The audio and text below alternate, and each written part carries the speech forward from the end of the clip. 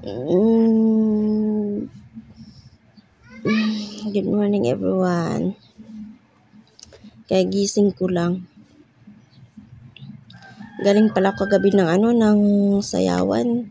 Kasi piyesta ng Ambolong. Mamayang gabi 12. Ngayong 12. Ngayon pala yung last ng sayawan dun sa Ambolong. Hindi na ako pupunta doon kasi dalawang gabi na ako napunta doon. Masyado na akong napupuyat. Ini-enjoy ko lang kasi yung pagiging single ko. At gutom na ako kasi 9:30 AM na pala ng umaga. Babangon na po si Queen of Vlog. Ano kayang masarap ngayon na breakfast? Siguro lang ako. Pansit na lang ako kasi masyadong late na kung magsasaing pa ako para sa breakfast ko.